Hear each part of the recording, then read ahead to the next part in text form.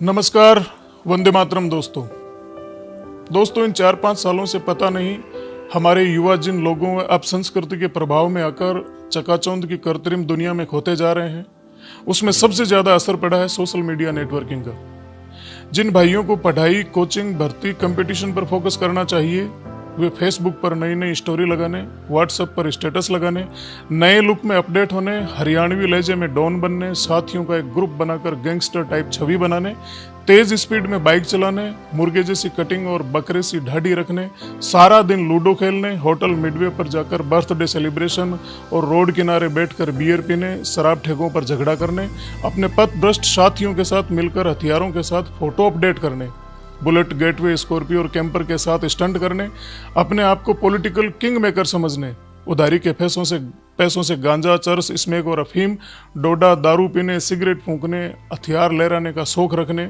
हरियाणवी भाषा में बात करने के प्रति ज्यादा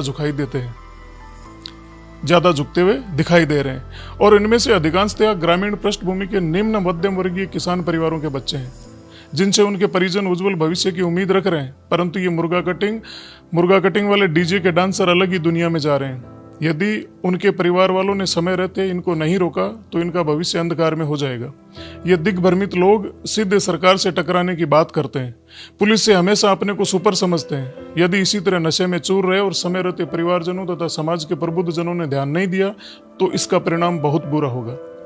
दरअसल वैसे ये कल्चर कमोबेश हर क्षेत्र में बढ़ती जा रही है और इसके पीछे जो लुभावनी चीज है वह है चमक दमक, अपने आप को सुपर बताने और दिखाने का आकर्षण। हरियाणा, पंजाब जैसे संपन्न प्रदेश के युवा अगर कुछ कर रहे हैं तो वो ऑलरेडी संपन्न है। हालांकि इन प्रदेशों में भी बहुत से युवा अपराध के अंधकार भरे रास्तों की ओर जाने अनजाने बढ़ रहे हैं। संपन्न होने के बावजूद भी इन इलाकों में भी नैतिक सांस्कृतिक गिरावट की बातें सुनने में आ रही है। परंतु हमारे यहाँ के युवा, खासकर जो अभी अभी यौवन की ओर बढ़ रहे हैं, उनके हाथों में एंड्रॉयड फोन आते ही वो हरियाणा के लठेतों को और उनके फेसबुकिया ठाट को देखकर बहुत जल्दी वैसे ही दिखने और बनने की दिशा में चल निकलते हैं। फिर शुरू होता है इनके यारां दा अड्डा, राजपूत जिगरी, धांसू गुजर, देसी जाट, देसी बन्ना, गामा हाले छोरे, यारां दी बादशात, ग्रुप फलाना, गैंग ढिकाना, 001, 007, देसी बॉयज वगैरह वगैरह गैंगनुमा लड़कों की टोली बनना और दिखावटी चौंसलेबाजी। काम के नाम पर माफिया लोगों के साथ सेल्समैनी, टोल प्लाजा पर काम, रॉयल्टी नाकों पर काम, जिनमें 5-7 हजार से ज्यादा कुछ मिलता नहीं, पर वहां फोगट की दारू और रोटियां मिल जाना, ये इनके लिए सबसे ज्यादा जरूरी है। और चकाचौंध की दुनिया, डोडा पोस्ट, अफीम तस्करों के प्यादे बनना जो सारा कैरियर बिगाड़ के रखती जा रही है। दूसरा कारण, लोकल राजनीति भी इस खेल में बहुत ज्यादा जिम्मेदार है। आजकल के चुनावी सीजन में हर नेता को इन फेसबुक या युवाओं की टीम चाहिए जो 5-7 गाड़ियों में भरकर जिंदाबाद जिंदाबाद के नारे लगाते रहें। इसके बदले हर रात उन्हें चुनाव के दौरान फ्री की शराब और खाने पीने की सुविधा मिल जाती है। ऐसे माहौल में यह नासमझ उन नेताओं को अपना गॉडफादर समझने लग जाते हैं और नेताजी का भविष्य तो सुरक्षित हो जाता है, पर इनका खुद का भविष्य चौपट हो जाता है। तीसरी बात यहां आती है, वो है परिवार व समाज की अनदेखी और निष्क्रियता। आज समाज और परिवारों में इतना विखंडन बढ़ गया कि अगर पता भी चल जाता है कि कोई गलत दिशा में जा रहा है तो भी हम कोई कदम नहीं उठा पाते। इसका एक कारण बुरा बनने से बचने की भावना भी है। पहले गांव में कोई बदमाशी करता तो उसे गांव के दूसरे लोग ही टोक देते थे, पर अब कोई किसी को नहीं टोकता, और टोके भी कैसे, बेचारे की उसी की बेइज्जती कर देते हैं।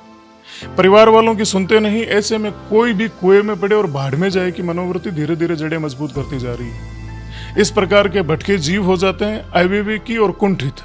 गुस्सा इनके नाक पर, कोई कुछ बोल दे तो मरने मारने को तैयार, शौक पूरे करने के लिए हर हद तक ये जाने को तैयार हो जाते हैं। बढ़ते नशे के प्रचलन, अवैध हथियारों के शौक, इश्कबाजी और गैंग्स प्रवृत्ति ने बहुत से युवाओं को बर्बादी की ओर धकेल दिया है। अपराध संबंधी घटनाएं दिनों दिन बढ़ती जा रही है। आने वाले समय में ऐसी घटनाओं की पुनरावृत्ति बार बार हो सकती है, ये संदेह है। अभी समय है हमारे पास कि हम सचेत और जागरूक होकर इस बर्बादी के रास्ते पर अंकुश लगा सकें।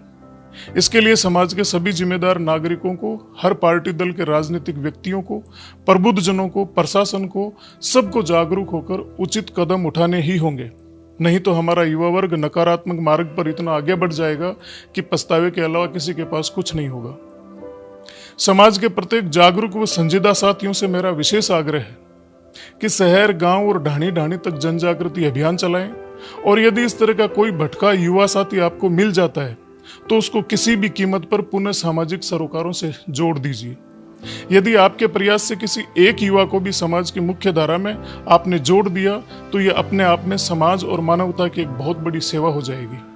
आखिर में एक बात जिसे आपको जरूर जानना चाहिए दोस्तों, देश और प्रदेश में हम सब जातियों में बंटे हुए हैं और हर जाति का अपना एक संगठन है और हर संगठन में फॉर्च्यूनर और स्कॉर्पियो वाले नेता भी हैं जो अमूमन हर अनवांटेड जगहों पर दिख जाते हैं।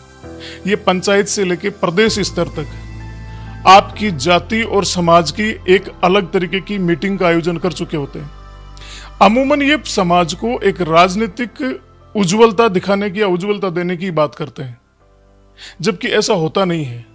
ये आपको सीडी बनाकर अपनी विधानसभा में टिकटें ले आते हैं या पंचायत या जिला पंचायत के चुनाव जीत जाते हैं। लेकिन क्या आपने कभी ये सोचा है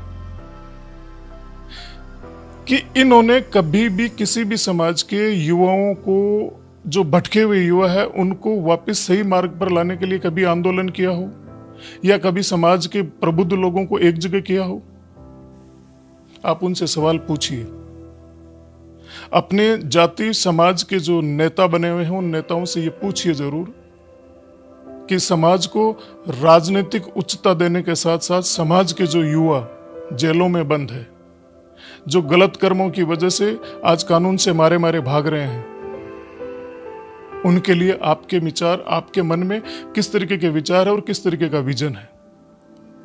देश का युवा, हर जाति का युवा इस देश के लिए संपत्ति है। समय रहते इस संपत्ति के लिए अपने कदमों को सही दिशा में बढ़ाइए। कहीं ऐसा ना हो कि सोचते विचारते बहुत देर हो जाए। आप सोचिए जरूर और अपने अपने नेता से पूछिए जरूर। नमस्कार, वंदे मातरम साथियों।